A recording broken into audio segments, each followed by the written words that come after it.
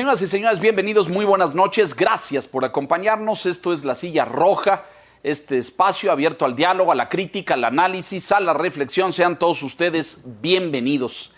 Esta noche recibimos al doctor Marco Fernández, que es uno de los grandes expertos en análisis y evaluación educativa en México, investigador y académico en México Evalúa y además profesor de tiempo completo en el TEC de Monterrey. Querido Marco, gracias como siempre por permitirnos tocar base contigo y poner un termómetro al sistema educativo nacional. Muy buenas noches, bienvenido. Muy buenas noches, Leonardo. Nuevamente, muchas gracias por el espacio y sobre todo porque mantiene esta casa un interés profundo en uno de los temas que me parece nodal para el país, como es la política educativa y los efectos sobre los estudiantes en nuestro país. Exactamente, así es. Don Víctor Piz, buenas noches. Buenas noches, Leonardo. Marco, bienvenido a esta Silla Roja, un gusto tenerte por acá.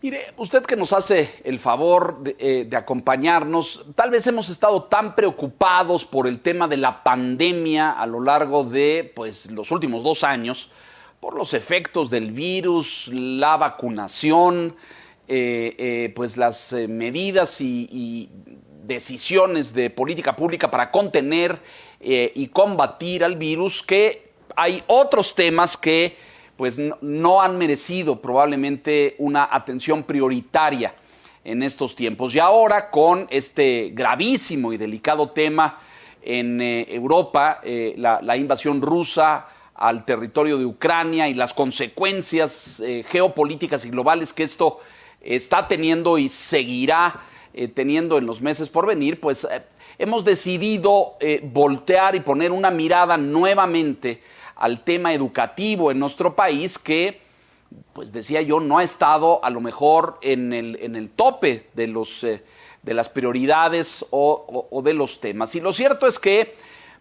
la pandemia ha tenido un efecto. Ahora nos dirá el doctor Marco Fernández de qué tamaño ha sido ese efecto y ese impacto. Ha tenido incidencia en los hábitos de los estudiantes, en la matrícula de los sistemas de educación pública en todos los estados del país y por supuesto también ha tenido un efecto sensible en los docentes, en los maestros. Muchos, hay que decirlo, se sintieron abandonados, no atendidos, no cuidados o protegidos. Luego por ahí se les puso una vacuna, ahora sabemos que se les puso primordialmente CanSino, esta de las primeras vacunas chinas que hubo, que ya con el tiempo avanzado sabemos que la efectividad de esa vacuna es de las más reducidas o de las más bajas. Pero bueno, vamos a entrarle, si les parece bien, querido Marco, que nos ayudes a entender cómo está el escenario educativo hoy a 2 años de pandemia, el impacto y las consecuencias que esto ha tenido, las medidas que las diferentes autoridades en la República han tomado y luego analizamos el efecto sanitario en el cuerpo docente. Entonces, si te parece bien, doctor Fernández, ¿cuál dirías tú que es, si a partir de la investigación y de los datos duros que ustedes tienen, cuáles son las principales incidencias y efectos que la pandemia ha tenido en el sistema educativo nacional? Por favor. Claro que sí, Leonardo, Víctor, buenas noches. Mira, esta semana la secretaria de Educación Pública, Delfina Gómez, dio a conocer las últimas cifras globales de cómo va el regreso paulatino a las aulas, en donde no tenemos información de estas cifras, cuáles son, de toda la presencialidad de todos los días, o si sigue siendo, como en muchos estados, de manera escalonada, es decir, unos días o unas semanas van unos alumnos y van otros los días alternados. En nivel global se tiene, de acuerdo a la propia secretaria de Educación Pública, que el 79.3% de las escuelas han regresado a la presencialidad. Esto está involucrando al 91.7% de los docentes, pero solo al 63% de las alumnas y los alumnos, es decir, todavía hay un 37% de estudiantes que no han regresado a la presencialidad. Ese es el primer dato. Segundo dato para quien nos está escuchando, para las mamás, para los papás, los chavos que están viendo cómo poco a poco se reactivan las clases de manera presencial, pues sabemos que hay múltiples retos que se están enfrentando en el sistema educativo. Estos 2 años en donde tuvimos clases a la distancia, pues no tenemos hasta ahorita a nivel global una medida, una evaluación que le permita dar cuenta al país del tamaño de las afectaciones de lo que los chicos, las chicas han dejado de aprender. Sabíamos, previo a la pandemia, de acuerdo, por ejemplo, a la prueba PISA, que una mayor parte de los estudiantes mexicanos no comprendía lo que lee o que tenía serias deficiencias en el manejo de las matemáticas para la resolución de problemas. Llegó la pandemia. Se trataba de establecer estas clases por televisión. Los maestros que pudieron estuvieron con el WhatsApp, generalmente compartiendo con sus alumnos. En algunas comunidades, incluso menos favorecidas, fueron solo los cuadernillos de ejercicios que se dejaban en las tiendas, por ejemplo, de la comunidad, y los alumnos dejaban sus tareas y demás. Pero en esas condiciones fueron muy poquitos, la minoría de los estudiantes que tuvieron la oportunidad de continuar sus estudios utilizando medios de la tecnología como estamos ahorita comunicándonos tú, Leonardo, Víctor y un servidor a través del Zoom, por ejemplo. Pues eso no fue lamentablemente la realidad de la mayor parte de los estudiantes. Esto implicó que inevitablemente pues tú no puedes como maestro darle la misma retroalimentación si no estás constantemente teniendo contacto con tus alumnas, con tus alumnos, porque además se acordarán, Víctor, seguramente tú como papá, tú, Leonardo, pues sabes que los hijos, los estudiantes aprenden a tiempos distintos. Unos aprenden más rápido, a otros se les dificultan algunos aspectos, qué sé yo, por ejemplo, que de las matemáticas, que del álgebra y demás. Y ahí la retroalimentación del maestro es fundamental. Pero si tú como país, lamentablemente, no estableciste políticas para poder lograr esta retroalimentación constante, inevitablemente vas a tener un impacto en los aprendizajes. Y tú quisieras pensar que como autoridad, dado que estás empujando a que poco a poco se regrese al aula presencial, pues que necesitas tener una evaluación que dé cuenta del tamaño del problema en aprendizajes, que nos veamos en el espejo y podamos decir, ok, esto es la cruda realidad y estos van a ser los pasos en los siguientes años, porque esto no es de meses, esto es de años, para ir recuperando los aprendizajes. Lamentablemente, el gobierno federal no ha optado por esa medida. Sí puedo dar cuenta que al menos 2 entidades federativas, Nuevo León y Guanajuato, han hecho evaluaciones diagnósticas pues de cómo está la situación del aprendizaje de sus estudiantes. Como dicen, total transparencia. En el caso de Nuevo León, para la media superior pública, la iniciativa de educación del TEC de Monterrey, el equipo que tengo el honor de coordinar, ayudó al gobierno para hacer esa evaluación y los resultados se presentaron hace unas semanas.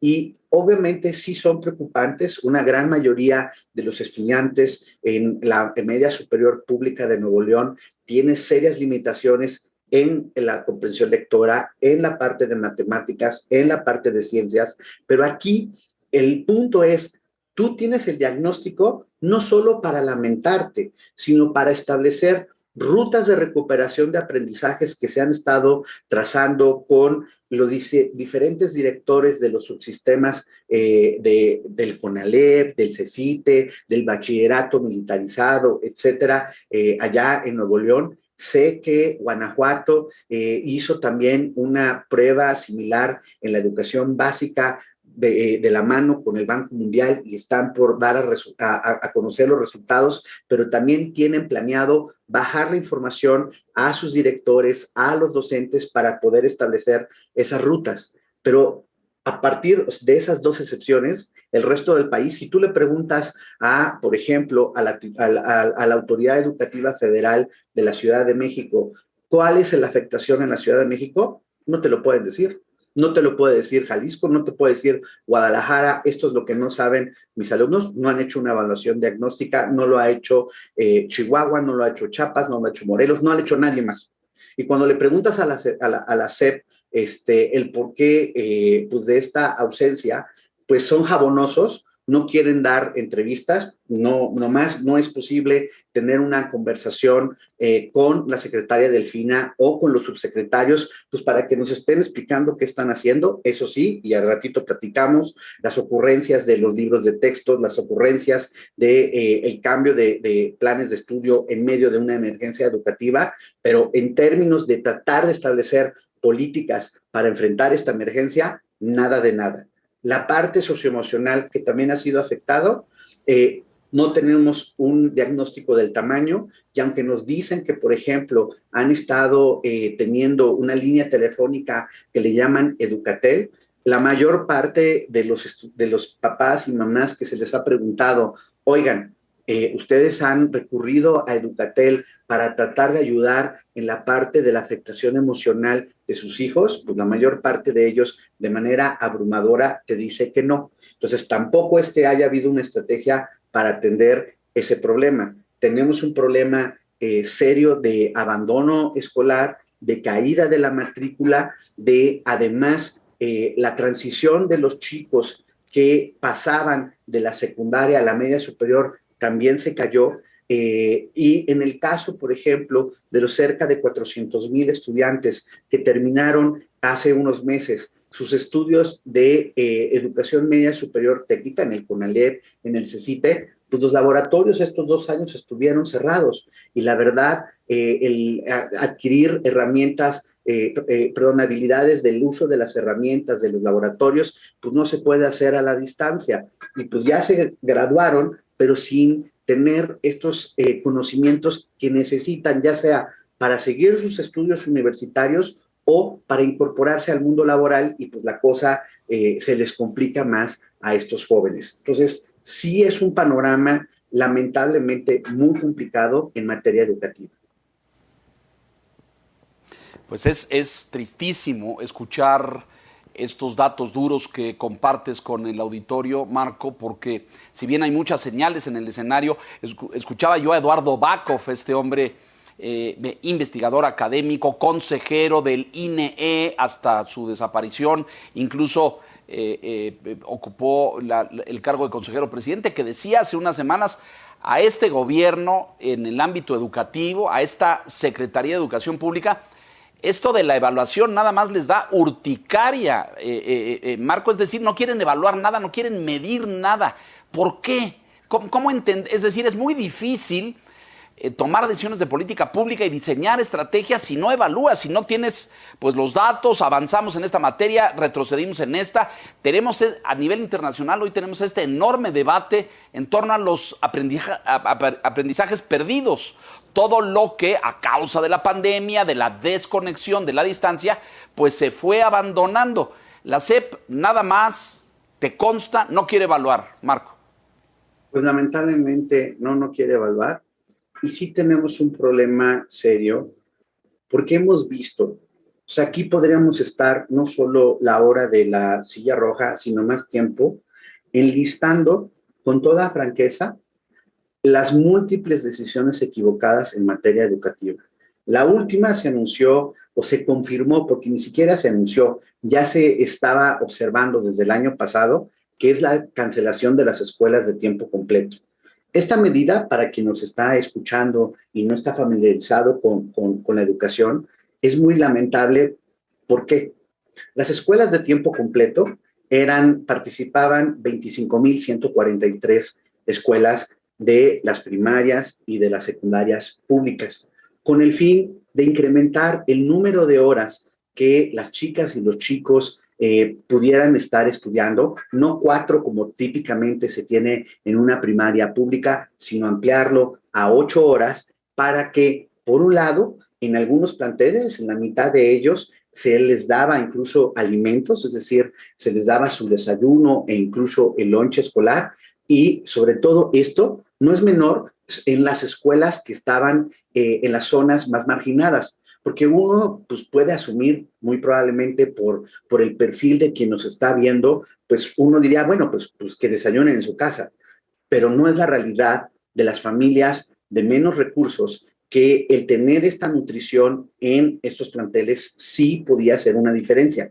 Y hay múltiples estudios que muestran cómo el elemento de la nutrición es el primero que necesitas para poder tener condiciones para un buen aprendizaje, para el desarrollo del cerebro, la parte de salud, que tiene, insisto, una implicación positiva para el aprendizaje. Al ampliar además el número de horas, se evaluó el programa y se mostró que sí era cierto que los estudiantes que participaban en las escuelas de tiempo completo mejoraban sus aprendizajes de matemáticas o incluso, por ejemplo, podían realmente empezar a estudiar el idioma inglés y demás.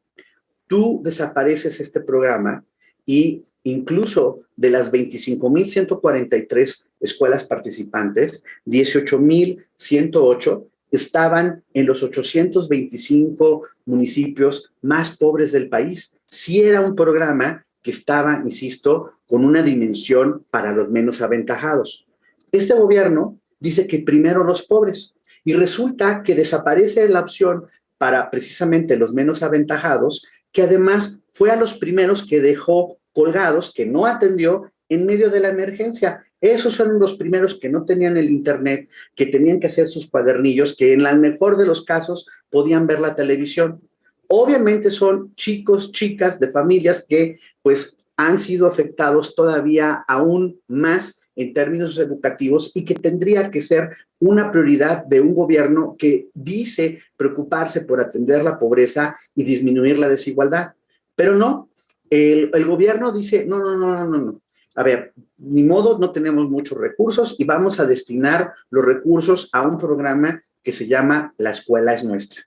Otra vez, para quien nos está escuchando, ¿qué es esto de La Escuela es Nuestra? Y si realmente el argumento de la secretaria Delfina Gómez, que dijo esta semana que los que criticábamos de la eliminación de escuelas de tiempo completo, que ojalá nos diéramos una paseada en las escuelas rurales que están beneficiadas de La Escuela es Nuestra. La que se ve que no da ni una visita a una escuela es la compañera Delfina Gómez. Uno, porque justo la Auditoría Superior de la Federación ya hizo una primera revisión de La Escuela es Nuestra y del universo de los 7,000 millones de pesos que se asignan a este programa, revisó solo el 16%. Y con ese pedacito que revisó, encontró en el 50% de las escuelas, 50%, irregularidades serias. O problema de no información en qué se gastó el dinero. O que, por ejemplo, incluso se dieron con tarjetas del Banco Azteca, pues, porque esto del capitalismo de cuates quedó en el pasado según esto, y pues el señor Salinas Pliego otra vez fue beneficiado con gestionar los recursos del gobierno federal. Bueno, muchas escuelas no activaron sus tarjetas de Banco Azteca y entonces uno diría, la auditoría dijo, muéstrame, porque los recursos, si no activaron la tarjeta, ahí deben de estar. Y la Secretaría de Educación Pública no ha podido dar cuenta dónde están los recursos de esas escuelas que no activaron la tarjeta para poder utilizar los recursos.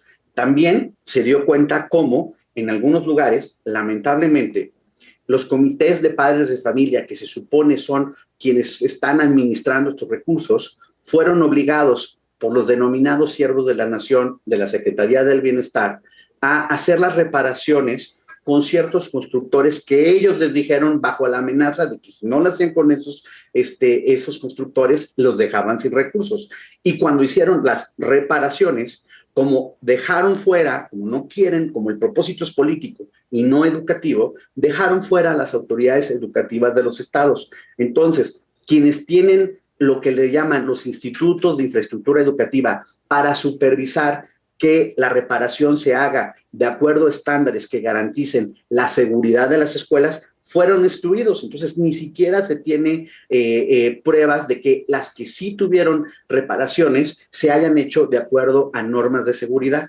Entonces, pues no sé si a propósito la secretaria Delfina y la subsecretaria de Educación Básica ignoran convenientemente lo que la Auditoría Superior de la Federación señala en esa auditoría específica, o si, pues francamente, hay cinismo para, por un lado, tratar de minimizar los efectos negativos de la eliminación del programa de escuelas de tiempo completo, que sí iban a los menos favorecidos de la sociedad, y un programa que tiene más bien un corte de índole clientelar, que tiene efectos limitados en términos del beneficio educativo, problemas serios de opacidad y acusaciones de presunta corrupción.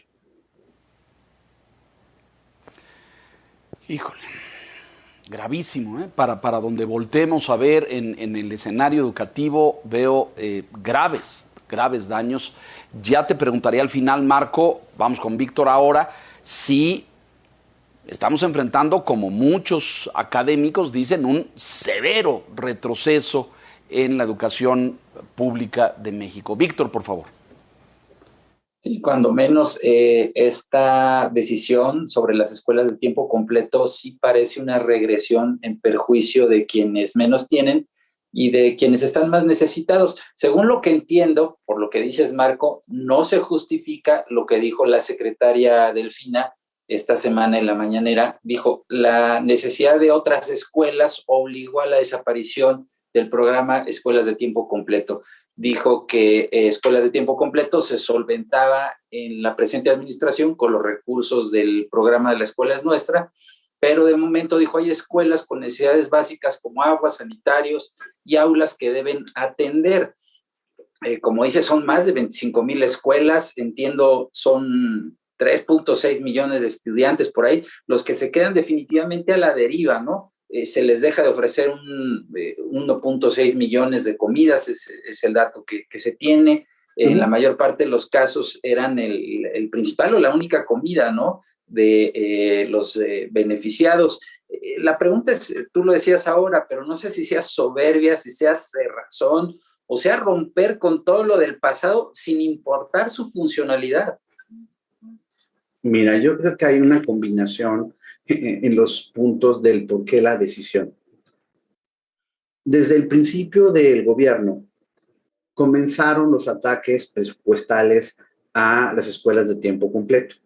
En su momento, Esteban Moctezuma, el secretario de Educación, reconociendo lo que decía la evaluación del programa y cómo sí había beneficiado el aprendizaje de los estudiantes que participaban en estos planteles, dijo que defendería ante la Secretaría de Hacienda este programa para evitar recortes. Pero comenzaron los recortes ya del 50% al programa desde 2019. Luego, en 2020, pues ya era eminente que se quería desaparecer el programa. Y en ese momento se dijo la excusa de que no va a desaparecer el programa, lo vamos a operar como parte de La Escuela es Nuestra. ¿Ok? Y en eso llegó la pandemia y ocurrieron varias cosas. El dinero que se supone se había transferido para el pago pues, de los desayunos escolares, dado que las escuelas estaban cerradas, pues quién sabe dónde quedó. Nunca pudieron dar cuenta de dónde estuvieron esos recursos. Primer foco rojo. Segundo foco rojo. Desde que se dio a conocer el otro plan, el otro programa de La Escuela es Nuestra, ellos trataron de decir que no, que había que confiar en los papás, que no era necesario facturas, que solo con recibos en el periódico mural de la escuela, con eso se daba cuenta de cómo se iban a utilizar los recursos. Entonces, el senador, hoy senador nuevamente, que era el titular el coordinador de los siervos de la nación, ahorita se me olvidó su nombre, Regino, de apellido Regino, pero ahorita se me olvidó su nombre exacto, él operaba esa estrategia y ponía en las mañaneras del verano del año pasado videos tratando de decir, miren, aquí está la escuela nuestra, es una cosa maravillosa y demás. Pero simultáneamente ya comenzaba a hacer la revisión la Auditoría Superior de la Federación y empezó a salir la PUS.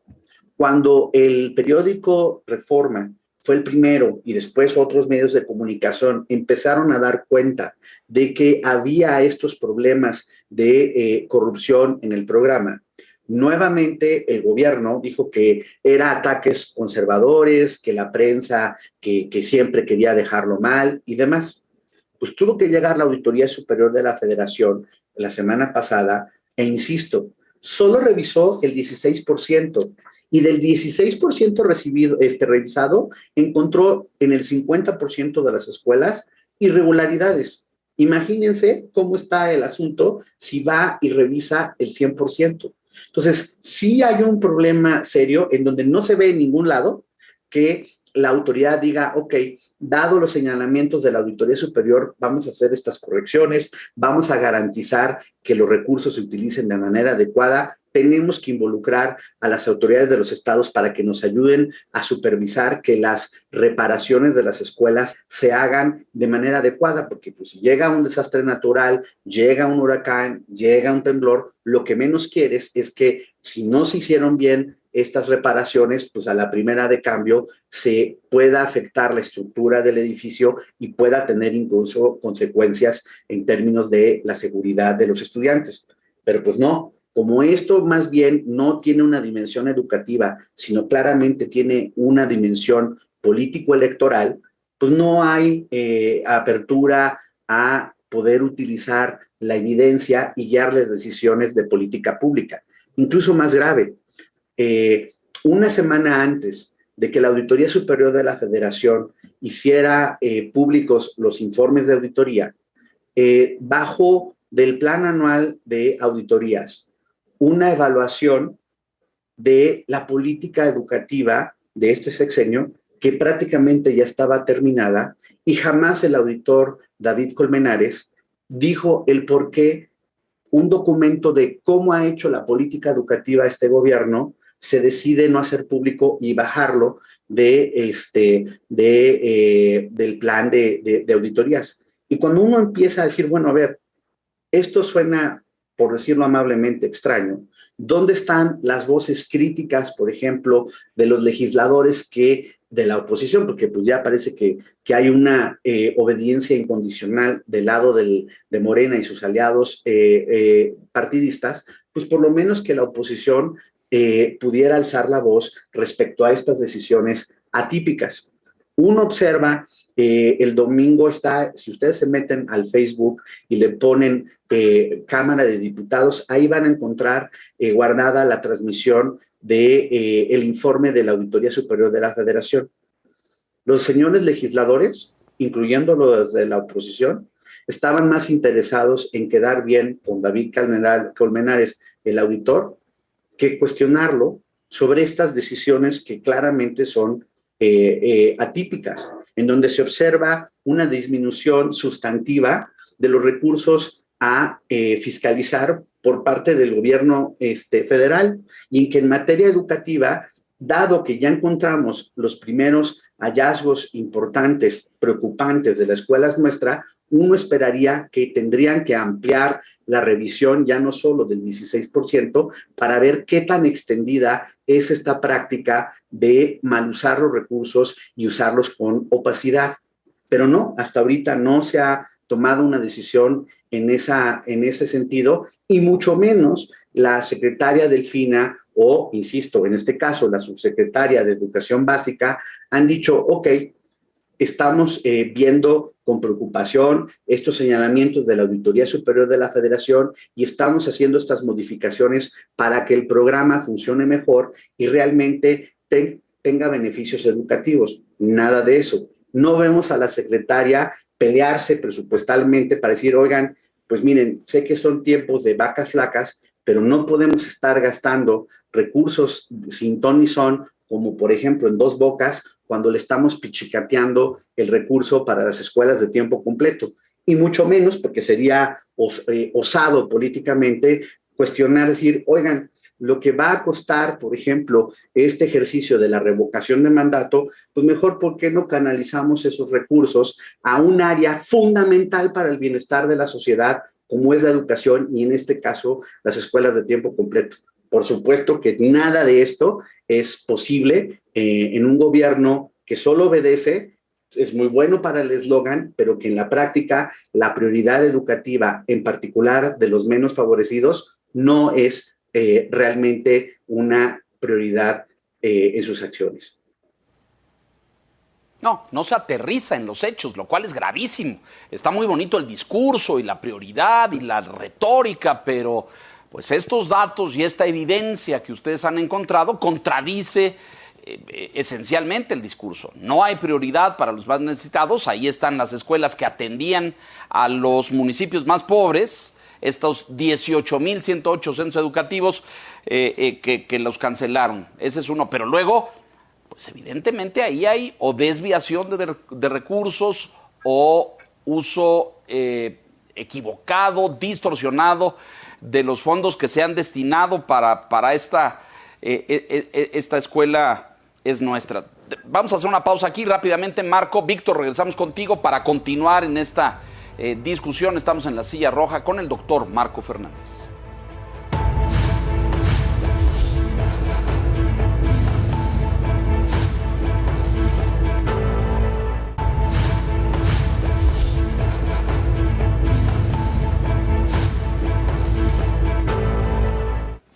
Estamos de regreso haciendo esta revisión no exenta de preocupación del sistema educativo nacional, de las escuelas públicas, primaria, media superior, y los graves problemas que me parece han golpeado severamente al sistema a partir de la pandemia. Víctor, si quieres continuar, por favor. Sí, es que este tema es muy polémico, Leonardo. Marco, la secretaria Delfina se dijo sorprendida, dice, porque hay quienes cuestionan la efectividad de la escuela es nuestra, que según ella es más visible este programa en comunidades alejadas, ¿no? Mencionó Sonora, Puebla, Chiapas, Oaxaca, entre otras, pero el temor, Marco, es que este programa termine convirtiéndose en un programa con fines electorales, es decir, que se convierte en un programa clientelar. No sé si tú lo estás viendo así. Sí, sin duda alguna, Víctor. Y a mí me parece aquí importante una reflexión. Hay colegas que me sorprenden, que han estudiado el tema educativo y que dicen que cuando se hacen estas críticas, que los sorprendidos, ¿cómo somos los sorprendidos nosotros cuando supuestamente el presidente no hizo ninguna promesa en materia educativa? Y eso es completamente falso. Yo no sé si esos colegas pues, no estaban en la campaña electoral, si no vieron cómo Esteban Moctezuma recorrió el país previo a la toma de posesión, organizando foros para la cancelación de la denominada mal reforma educativa, prometiéndole el oro y las estrellas a los maestros, de que ahora sí les iban a dignificar su trabajo. Incluso se puso en la Constitución que iban a tener derecho a una capacitación continua que se tradujera en un mejor desempeño en el aula. Y llevamos un sexenio en donde se ha recortado en más del 80% los recursos destinados a la capacitación de los docentes, en donde no se han cumplido las promesas que sí se hicieron en materia educativa y en donde más bien hay este tipo de programas que al tratar de decir que están atendiendo de manera directa a las escuelas, en el que ya no van a aceptar corrupción, que porque antes había corrupción, por ejemplo, en el Instituto Nacional de Infraestructura Educativa, el INIFED. Otra vez, igualito que ha pasado con las estancias infantiles, con, por ejemplo, los fideicomisos y una serie de acciones que el gobierno es muy bueno para decir, lo cancelamos porque los neoliberales hacían mucha corrupción y los que se quejan es que se beneficiaban de alguna manera, les daban su moche de estos programas. Pues si eso fuese cierto, la pregunta inevitable es, ¿dónde está la denuncia penal? ¿Dónde está la denuncia administrativa para que sancionen a los que fueron transas y cometieron delitos que supuestamente llevaron a la desaparición de estos programas? Pues nada de nada. Hoy, insisto, no tenemos Instituto Nacional de Infraestructura Educativa para garantizar que este programa que supuestamente se vende, que es para involucrar directamente a la comunidad, se pueda estas reparaciones hacer de acuerdo a normas técnicas que garanticen la seguridad de las estudiantes, de los profesores. Esto no es menor. Y cuando se le preguntó, yo específicamente cuestioné directamente al entonces secretario Moctezuma sobre el tema. Me dijo que era un exagerado, que no confiaba con los padres de familia. Yo le pregunté, oiga, ¿usted se ha parado alguna vez en las comunidades de las escuelas públicas? Porque hay de todo en la viña del Señor y hay unas que funcionan muy bien, pero ha habido casos documentados de problemas, por ejemplo, de las transas, de las famosas cuotas escolares que supuestamente son ilegales, pero que en la práctica, sin ellas, muchas escuelas no pudieran reparar lo básico de los vidrios rotos, el pagar la luz, etcétera, que pues, se supone que debería haber recursos para eso, pero muchas veces no son suficientes, se cobran las multas y en algunos casos ha habido problemas de fraudes con esas cuotas. Por eso es tan importante lo de la rendición de cuentas y que ahora sí que cuentas claras, amistades largas, para que un programa que busca mejorar la infraestructura realmente lo haga para el beneficio de las comunidades educativas. Nos dijeron exagerados y ahí está la Auditoría Superior de la Federación.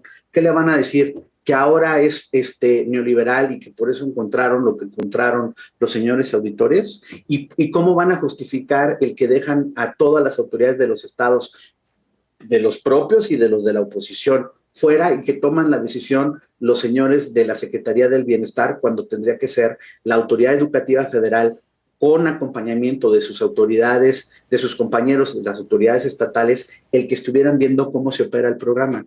Ahora, ¿qué van a hacer?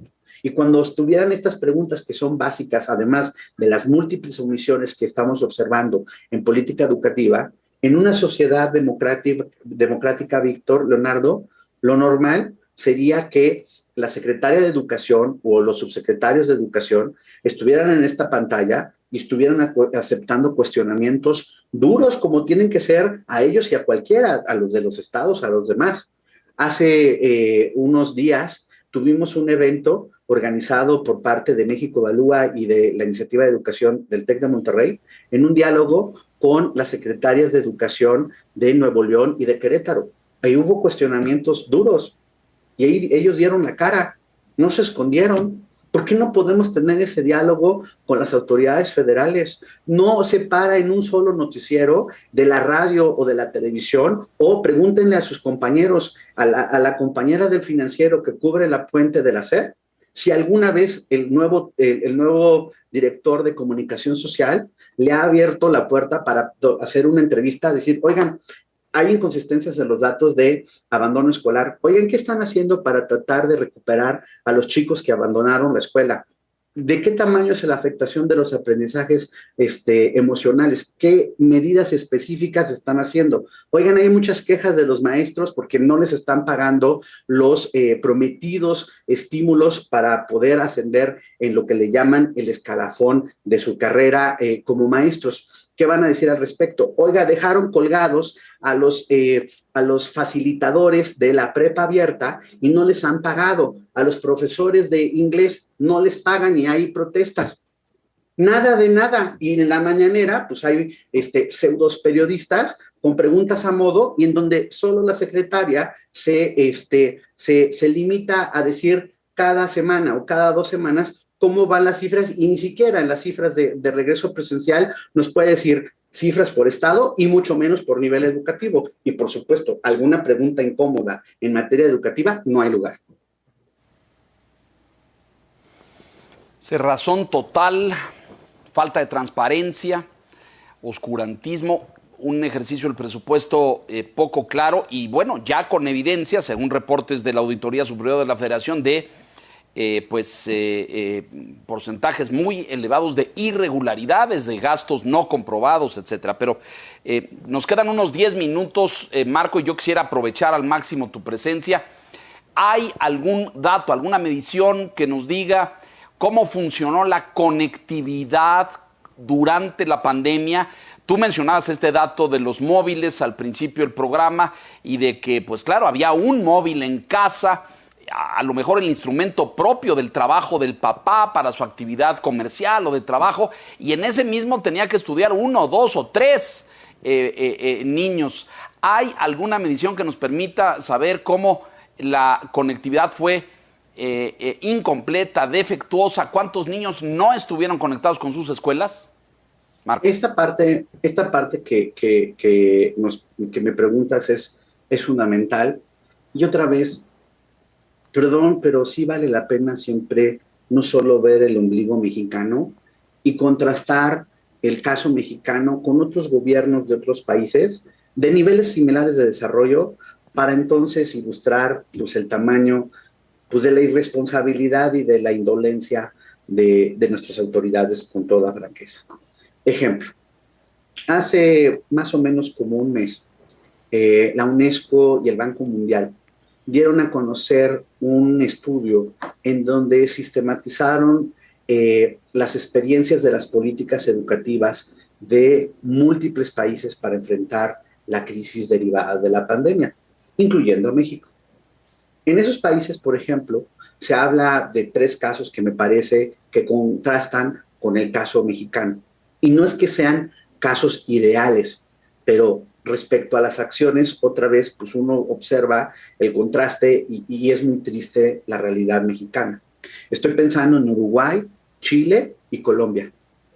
Colombia, por ejemplo, destinó una partida presupuestal extraordinaria y llegó a un acuerdo con el señor Slim, que allá tiene la compañía Claro, y entonces ahí sí se logró que todos los contenidos educativos de la plataforma que subió la Autoridad Educativa Nacional de Colombia fueran accesibles de manera gratuita en los celulares, ¿no? Para que por lo menos eso no costara datos, ¿no? Aquí no hicimos nada de eso. Aquí nunca pudieron llegar a un acuerdo ni con AT&T, ni Movistar, ni con el señor Slim de Telcel, nada. O sea, eso sí, hicieron el pago de los canales de señal abierta para ampliar las transmisiones de televisión educativa, pero otra vez, incluso ahí, a la hora de que venía el segundo año para tratar de, pues no íbamos a inmediatamente a regresar a clases presenciales, por más que decía el presidente que lloviera, tronara y relampagueara, pues cayó la variante Omicron y pues obviamente estaba la emergencia nacional. Uno esperaría que por lo menos hubieran renovado los contratos para las transmisiones de televisión educativa y no lo hicieron.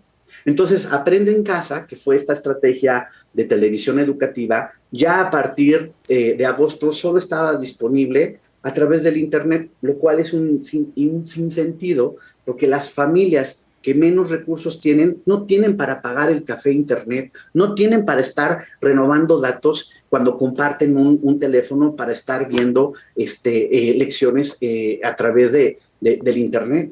Otra vez, o sea, nos dicen que primero los pobres, discúlpenme, pero ¿dónde están las acciones que evidencien en materia educativa que esa es el actuar? Hay quienes defienden las becas Benito Juárez.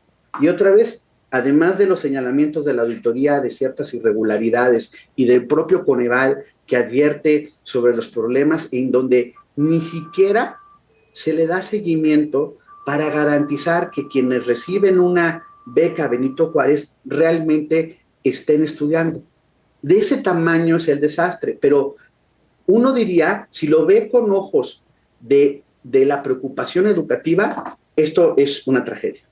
Si lo ve con los ojos que asumo, lo está viendo el señor presidente y sus colaboradores, de rentabilidad política, de tratar de crear mayores clientelas electorales, pues hace sentido dar becas, aunque la gente no esté estudiando, aunque no estén focalizadas a los menos necesitados, y a pesar de que la evidencia te dice que lo que es imprescindible son tutorías y acompañamiento docente para que los chicos no se desesperen de que no están aprendiendo y no tiren la toalla y abandonen la escuela. ¿Qué pasó? Que incluso antes de la pandemia, sorpresa, sorpresa, a este gobierno es al primero que en el siglo XXI se le cae la matrícula de la educación media superior.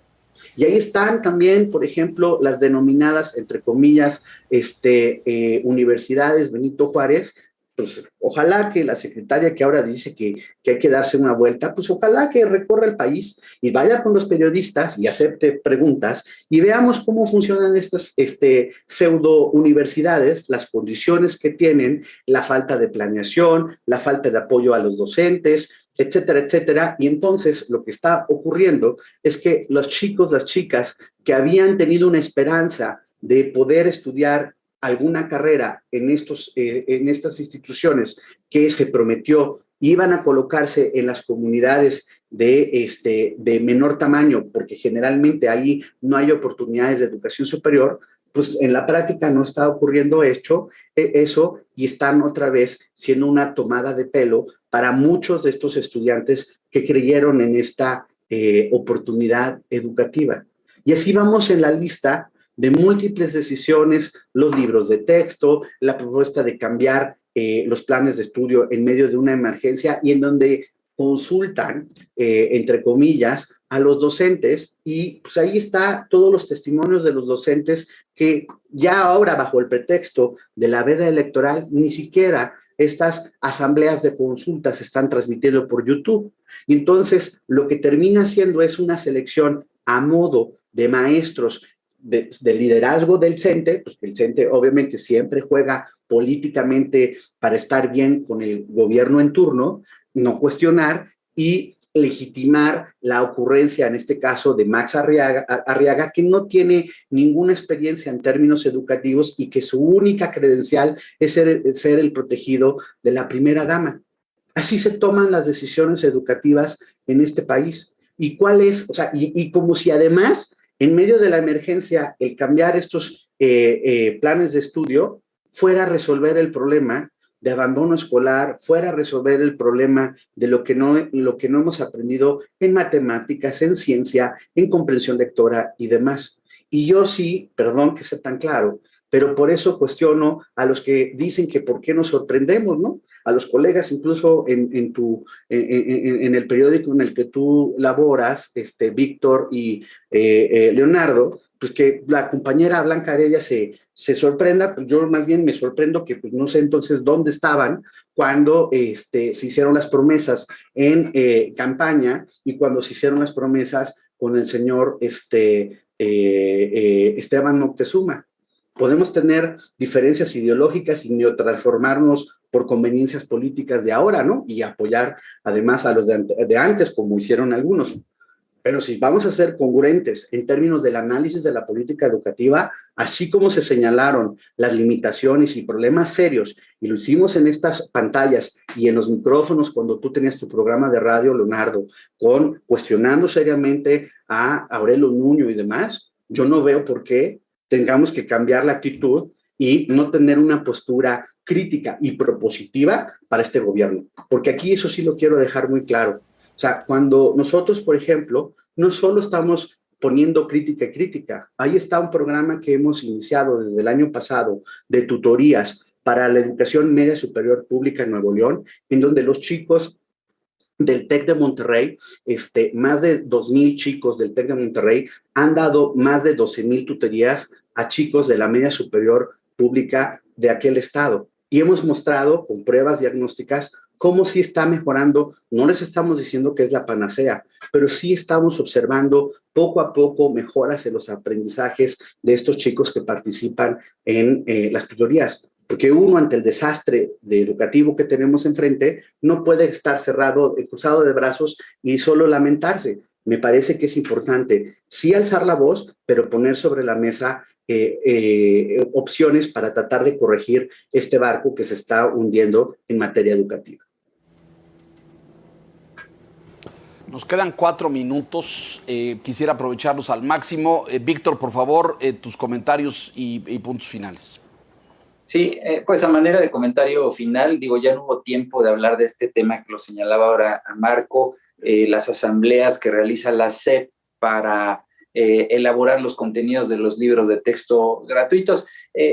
Solo hay un punto que también llama la atención, es en los martes, en las conferencias mañaneras, sí la Secretaría de Educación da el dato de cuántas escuelas están abiertas, cuántos alumnos están en las aulas, cuál es el personal educativo que está frente al aula, pero falta diseccionar la información, y lo decía Marco, creo que no tenemos todavía la información a detalle por nivel educativo, por estado. Y otro dato que también es importante, con eso cierro, es el subsecretario López-Gatell, dice que solo 75 de casi 115,000 escuelas que regresaron a clases presenciales han tenido algún caso positivo de COVID, dices el 0.08%, o sea, ni el 0.1%. Digo, qué bueno que sea muy baja la tasa de contagio, pero hay que seguir lamentando que este gobierno no ha tomado la decisión de vacunar a los menores de 15 años y en buena medida eso explica todavía el alto ausentismo que hay en las aulas.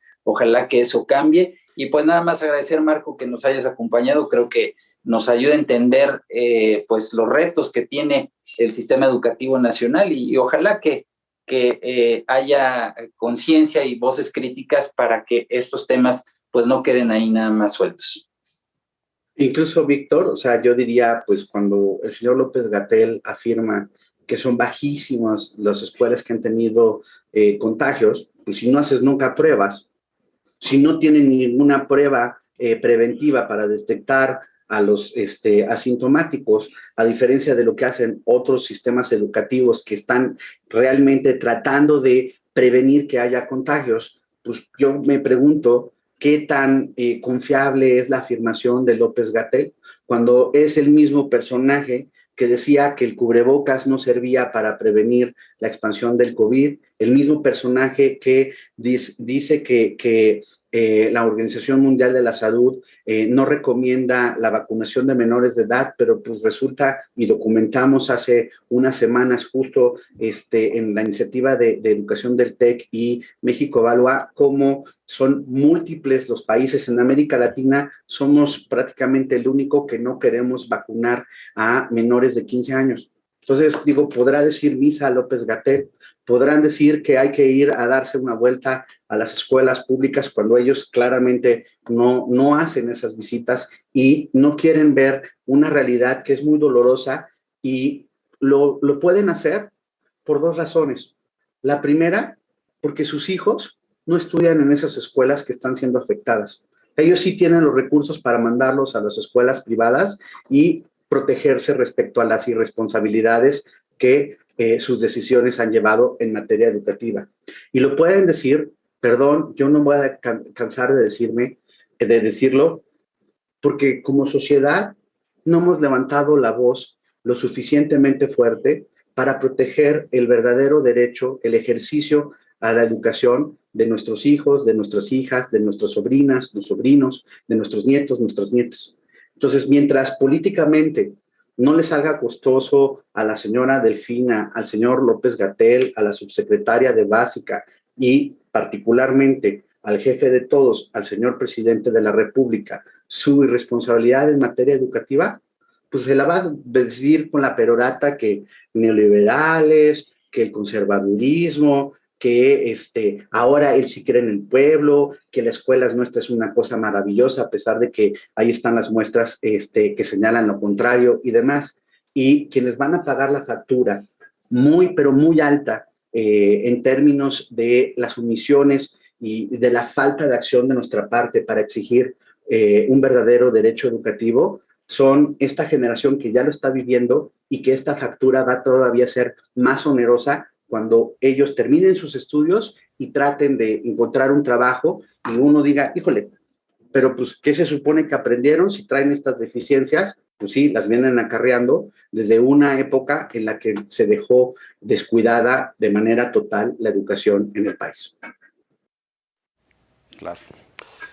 Se nos termina el tiempo, Marco. Sin embargo, nos quedan muchos temas en el tintero. Te propongo hagamos una segunda emisión la semana entrante para darle continuidad a esto, donde abordamos el impacto socio y psicoemocional entre los docentes y podamos abordar este tema capital que acabas de tocar hace un instante y que será el legado en materia de aprendizajes y de aprovechamiento de toda una generación golpeada por la pandemia, pero por un torpe, deficiente, burocrático sistema educativo que no estuvo a la altura y que deja enormes lagunas de disciplinas y de aprendizajes perdidos durante esta etapa. Si te parece bien, programamos este siguiente encuentro para la semana entrante. Marco Fernández, un abrazo, muchas gracias como siempre.